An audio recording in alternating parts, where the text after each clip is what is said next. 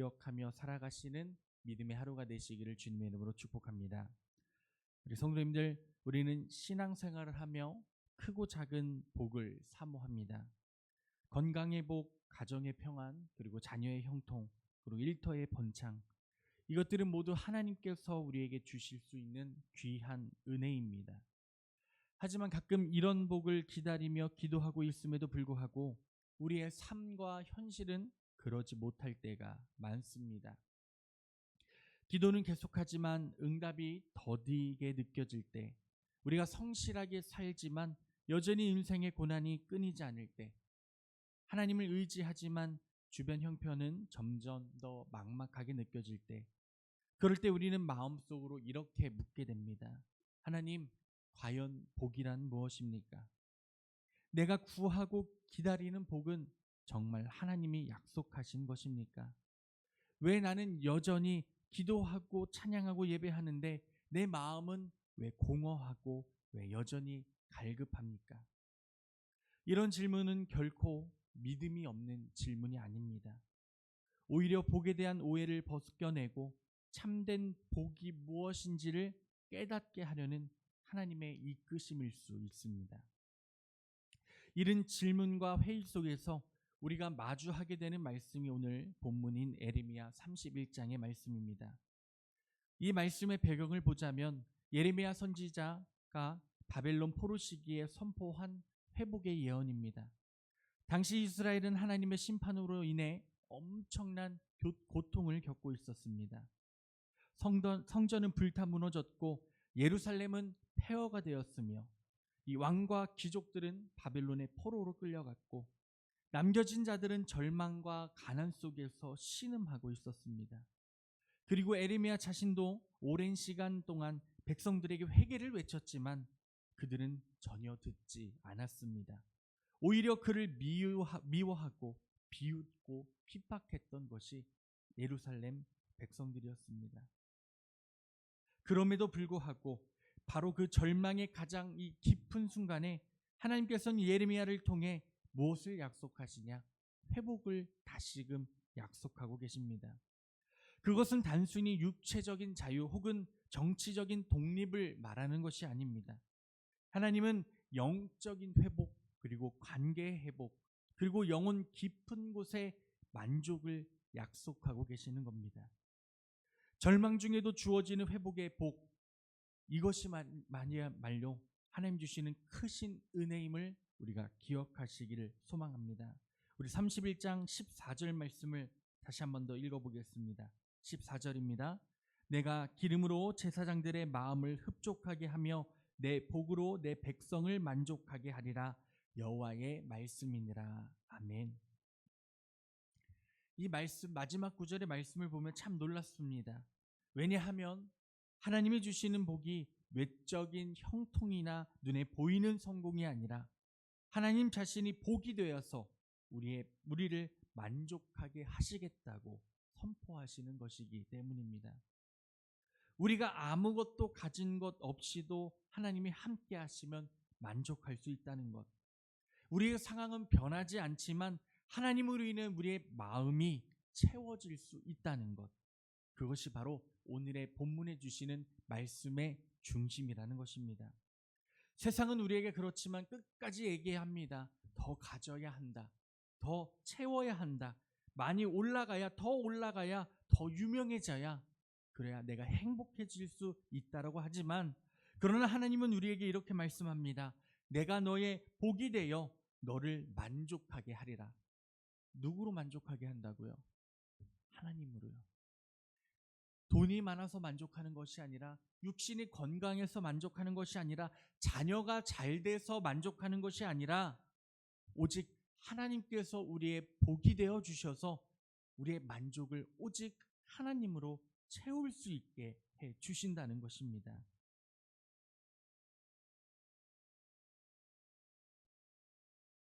이 시간 오늘 이 말씀이 우리에게 주는 의미, 오늘 우리의 현실은 어쩌면 이 예레미야의 시대와 다르지 않습니다. 우리는 여전히 무너진 관계, 고통스러운 질병, 끝없이 무너져 내리는 경제적 압박, 그리고 설명할 수 없는 공허함 속에서 복이 무엇인가를 다시 묻고 있습니다. 이때에 내가 너의 하나님이 되겠다. 너는 나의 백성이 될 것이다. 내가 너를 영원한 사랑으로 사랑하였기에 인자함으로 우리를 이끌겠다고 하시는 이 하나님 앞에 다시금 바로 서시는 은혜가 우리 가운데 있기를 주님의 이름으로 축복합니다. 질문 하나 할까요? 하나님 한 분만으로 만족하십니까? 아멘. 찬양의 가사에 보면 주님 한 분만으로 나는 만족해라는 찬양이 있습니다.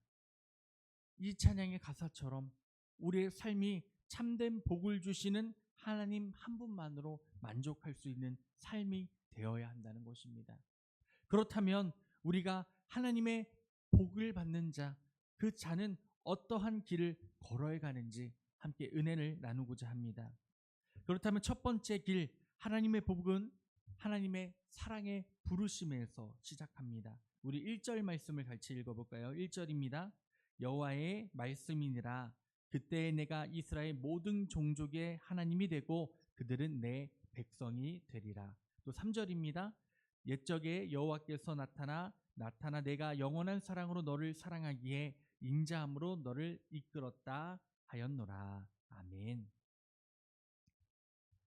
하나님께서 말씀하시는 복의 시작의 말씀은 이것입니다. 사랑으로 인도하신다는 것입니다. 이 복의 출발점은 하나님께서 우리를 사랑하신다는 것입니다. 과거에 우리가 어떤 죄를 범하였든 지금은 우리가 어떠한 상황에 있든 하나님은 여전히 우리 성도님들을 사랑하십니다. 믿으십니까? 그것도 잠시 머물다가 사라지는 사랑이 아닙니다. 쉽게 촛불처럼 꺼지는 사랑이 아닙니다. 우리를 너무나 죽기까지 사랑하셔서 우리가 죽는 그날까지도 인도하시고 우리가 죽은 후에도 천국으로 인도하시는 놀라운 사랑이 있다고 말씀하는 것입니다. 이스라엘 백성들은 하나님을 떠난 백성이었습니다. 그러나 하나님은 그들을 정죄하지 않으시고 돌아온 탕자의 아버지처럼 인자하심으로 다시 그들을 부르고 계심을 알 수가 있습니다. 왜 그럴 수 있으실까요? 너무나 사랑하시기 때문입니다.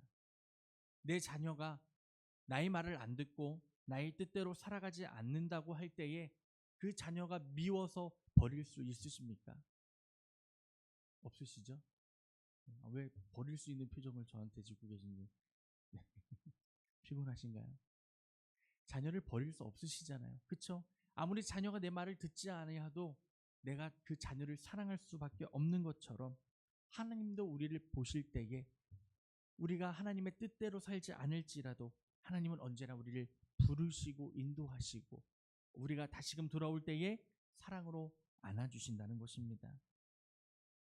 오늘 우리가 겪는 삶의 위기 그리고 실패 그리고 방황의 시간은 하나님께서 사랑으로 다시 부르는 기회임을 기억하시기를 바랍니다. 하나님이 나를 다시 부르신다는 사실이야말로 가장 큰 복의 시작임을 믿으시는 우리 성도님들 되기를 주님으로 축원합니다. 또한 두 번째 길은 이것입니다. 우리 4절 말씀을 다시 읽어볼까요? 4절입니다. 처녀 이스라엘아 내가 다시 너를 세우리니 내가 세움을 입을 것이요 내가 다시 소고를 들고 즐거워하는 자들과 함께 춤추며 나오리라. 6절입니다. 에브라임 산 위에서 파수꾼이 외치는 날이 있을 것이라. 이르기를 너희는 일어나라 우리가 시온에서 올라가서 우리 하나님 여호와께로 나아가자 하리라. 아멘. 두 번째 하나님의 복된 길은 기쁨을 회복시키시는 능력이 있으심을 믿으시기 바랍니다. 회복의 복은 무너진 상태에서 다시 세워지고 기쁨의 복은 상실된 예배와 찬양을 다시 회복하게 만듭니다. 하나님은 상처 입고 무너진 이스라엘을 다시 세우시겠다고 약속하십니다. 그리고 그 회복은 단순히 다시 존재하는 것이 아니라 다시 춤추고 즐거워하며 예배하는 삶을 회복시키시겠다고 말씀하시는 겁니다. 우리 사랑하는 성도님들 예배를 드리시면 행복하십니까? 정말요? 진짜요? 아멘. 많은 사람들이 신앙을 잃는다 하면은 뭐부터 안 하는지 아세요? 예배를 나오지 않게 됩니다. 기도를 하지 않게 됩니다. 찬양을 하지 않게 됩니다. 그런데 우리들 어떻습니까? 우리는 이른 새벽 누구보다도 일찍 일어나서 누구를 예배하러 오시죠? 하나님을 예배하러 나옵니다. 그리고 우리의 믿음에 성도님들의 믿음에는 항상 기쁨과 은혜가 있는 줄로 믿습니다. 기쁘시니까 예배하시는 거잖아요. 기쁘시니까 찬양하시는 것이잖아요. 그렇기에 지금 주시는 이 말씀은 지금 우리가 더욱더 하나님의 말씀 앞에 기쁨을 회복하고 그 은혜를 회복하는 것, 잃어버린 열배의 열정, 기도의 감격, 찬양의 기쁨이 다시금 더욱더 커지는 은혜로 나타내게 된다는 선언을 말씀하고 계시는 것입니다. 혹시 요즘 예배가 형식적이진 않으셨습니까? 찬양할 심조차 없지는 않으셨습니까? 하지만 하나님 오늘도 우리에게 말씀하십니다. 너를 내가 다시 세우리니 내가 다시 춤추며 즐거워할 것이라. 아멘. 우리 성도님들이 드리는 이 예배를 통해서 주님께서 큰 회복을 주신 줄 믿으시기를 바랍니다. 그러면 나가실 때 어떻게 나가셔야 돼요? 아이고 오늘도 예배 잘 드렸다 하고서 허리 딱 구부리시고 나가시는 게 아니라 기쁨으로 나아가시길 바랍니다. 아멘. 항상 예배 자리에 나오실 때엔 기쁨으로 나오시고요. 예배를 다 드린 후에도 기쁨으로 나아가시는 믿음의 은혜가 있기를 주님의 이름으로 축복합니다. 또한 세 번째 복의 길은 눈물을 기쁨으로 바꾸는 은혜가 있음을 고백하시기를 바랍니다. 우리 9절 말씀을 함께 읽겠습니다. 9절입니다. 그들이 울며 돌아오리니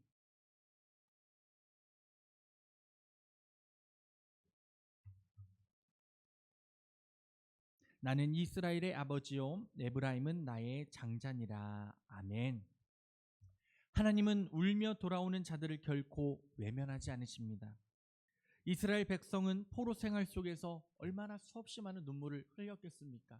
나라가 망하고 부유했던 나라에 가난함이 찾아오고 심지어는 나의 가족이 죽거나 자녀가 죽는 모습, 포로로 끌려가는 모습을 볼 수밖에 없었습니다. 그러나 그 수많은 눈물 속에서 하나님은 그 눈물을 그들을 기억하셨다고 말씀하시는 겁니다. 하나님은 우리의 눈물의 기도를 무시하지 않으십니다. 오히려 그 눈물을 기도로 바꾸시고 인도하시며 마침내는 그 눈물을 무엇으로 바꿔주신다고요? 기쁨으로 바꿔주신다고 약속하시는 겁니다. 이 말씀은 하나님의 복은 감정적인 회복까지도, 이 뜻은 무엇이냐? 우리의 마음속에 있는 작은 것 하나하나도 책임져 주시고 회복시켜 주신다는 그 진리의 말씀을 포함하고 있다는 것입니다. 저희 아내가 저한테는 항상 이렇게 말합니다. 당신은 세밀함이 전혀 없는 남자인 것 같아. 그래서 항상 저는 궁금합니다. 다른 남편들도 세밀함이 전혀 없는가? 있는 거 아니죠. 거꾸로 얘기해야 되죠. 다른 남편들은 세밀함이 있는가? 혹시 있으십니까? 네. 근데 제가 보면은 다른 남편들도 다 다르진 않은 것 같아요. 그런데 말씀에 보면 하나님은요, 그 작은 것, 세세한 것 하나하나까지도, 심지어는 우리가 기도하지 않은 기도의 제목까지도 모르고 계신다고요? 아니요. 알고 계신다고 말씀하시는 겁니다. 신기하죠? 지금은 우리가 기도하지 않았는데도 불구하고 때때로 기도하지 않은 것까지도 채워주시는 하나님의 은혜가 있음을 믿으시기를 주의 이름으로 축복합니다. 아멘. 왜냐? 하나님은 그러한 분이시기 때문입니다. 혹시 지금 내 삶에 눈물이 많습니까? 실망 후에 고통으로 울고 있지는 않습니까? 그 눈물을 하나님께서 들이시기를 바랍니다. 그럴 때는 하나님께서는 우리가 구하지 않은 것까지도, 솔로몬이 구하지 않은 것까지도 하나님의 마음에 흡족했기에 받았던 것처럼 하나님께서는 우리의 그 모든 것들을 채워주실 줄로 믿습니다. 마지막으로 하나님의 복은 영혼의 만족과 공급입니다. 우리 12절과 14절 함께 읽어보겠습니다. 12절부터 14절입니다. 그들이 와서 시온의 높은 곳에서 찬송하며 여호와의 복 곧 곡식과 새 포도주와 기름과 어린 양의 때와 소의 때를 얻고 크게 기뻐하리라. 그 심령은 물된 동산 같겠고 다시는 근심이 없으리로다 할지어다. 그때 처녀는 춤을 추며 즐거워하겠고 청년과 노인은 함께 즐거워하리니 내가 그들의 슬픔을 돌려서 즐겁게 하며 그들을 위로하여 그들의 근심으로부터 기쁨을 얻게 할 것임이라. 내가 기름으로 제사장들의 마음을 흡족하게 하며 내 복으로 내 백성을 만족하게 하리라. 여호와의 말씀이니라. 아멘. 마지막으로 질문 하나 할까요? 천국에 가는 것과 그리고 이 땅 가운데서 1,000억을 갖고 사는 것, 둘 중에 하나를 선택하라고 하면은 무엇을 선택하시겠습니까? 정말요? 저는 말씀을 주면서 고민해봤거든요. 이왕 살아가는 거, 이 땅에서 한 1,000억 정도 들고 살아보다가 지옥에 가더라도 죽어볼까? 그런 생각할 수 있잖아요. 그렇잖아요. 근데 최근에 김혜자 나오는 드라마 보신 적 있으세요? 네, 네. 이 세상 뭐죠? 하여튼 제목이 있어요. 근데 요번 주에 6화에 보니까 지옥의 모습을 되게 리얼하게 묘사해서 보여주더라고요. 뭐 혓바닥을 굴리다 죽은 사람들은 하루 종일 막 혓바닥을 자르는 지옥에 가거나, 아니면은 몸을 잘못 쓰고 막 사람을 죽인 사람들은 하루 종일 불타는 지옥에 가거나, 그리고 심지어는 뭐 댓글을 잘못 악플을 달아가지고 사람이 죽었잖아요. 그래가지고 온 사람들은 막 자기가 키보드가 돼서 얻어맞아서 죽는 그런 희한한 지옥들을 만들어서 보여주는데 무섭더라고요. 가고 싶지 않겠더라고요. 지옥 가고 싶은 분은 없으시잖아요. 당연히. 그렇죠? 당연히 이 세상의 소망과 즐거움보다 하나님의 나라의 영원한 생명을 원하신다는 것, 하나님께서도 그것을 기뻐하신다는 것을 우리 성도님들이 깨닫고 계시다는 것을 알 줄로 믿습니다. 그런데 오늘 말씀의 복의 절정은 심령의 만족이라고 합니다. 우리의 영혼의 만족이라고 말씀합니다. 이것은 단순히 외적인 성공이나 물질이 많고 적음이 아닙니다. 하나님 자신이 우리의 뭐가 되신다고 말씀하시죠? 복이 된다고 말씀하시잖아요. 하나님 자신이 우리의 복이 되셔서 우리를 심령 깊은 곳에서부터 만족시켜 주신다고 말씀하는 것입니다. 아멘. 그러면 여쭤볼게요. 만족하는 삶을 살고 계십니까? 아멘. 그러면요, 이 시간 이후로부터 제가 성도님들이 불평불만하는 거를 보면 안 돼요. 왜냐하면 아멘 하셨으니까요. 제가 이렇게 유심히 눈으로 쳐다보겠습니다. 우리의 삶의 불만, 불평, 고집보다는 이제는 우리의 세심한 것부터 만져주시는 하나님의 복이 함께 하시는 것을 믿으신다면 그 체험으로 만족하며 살 수 있는 은혜가 있기를 주님의 이름으로 축복합니다. 그런데 신기하잖아요. 그런데도 물질이 없어요. 눈에는 육신이 연약해졌어요. 삶에 즐거움이 없어요. 하지만 하나님께서는 그 복으로 말미암아 그 어려움들을 채워주시고 인도해 주신다고 말씀하고 있는 것입니다. 아멘. 하나님의 자녀들이 거지처럼 사는 것을 하나님이 원하실까요? 아니잖아요. 남에게 베풀고 남에게 나눠주고 남에게 하나님의 복음을 전할 수 있는 은혜를 사모할 수 있는 우리의 믿음을 허락하신다고 말씀하시는 것처럼 우리들 복의 자녀, 하나님의 자녀인 우리의 믿음이 더욱더 주님 한 분만으로 만족하며 주님 한 분만으로 살아갈 수 있는 믿음으로 변화되어지기를 주님의 이름으로 축원합니다. 사랑하는 성도님들, 오늘 하나님께서는 이 예레미야를 통해서 우리에게 분명히 말씀하십니다. 내 복으로 너희를 만족하게 하리라. 이 복은 살아계신 부르심, 기쁨의 회복, 눈물의 회복, 심령의 만족으로 이루어집니다. 그리고 이 모든 복의 핵심은 누구냐? 바로 하나님 자신이 우리의 복이 되신다는 것입니다. 이스라엘 백성들 바벨론 같은 상황 속에서도 그 절망 같은 현실 속에서도 우리 하나님 안에서 참된 만족을 누리라고 말씀하신 그 말씀을 처음엔 따르지 않았습니다. 하지만 하나님 결국 회복시키십니까? 안 회복시키십니까? 회복시키신다는 것입니다. 우리는 지금 어떠한 복을 사모하며 살고 계십니까? 그것은 세상의 복입니까? 아니면 하나님의 복입니까?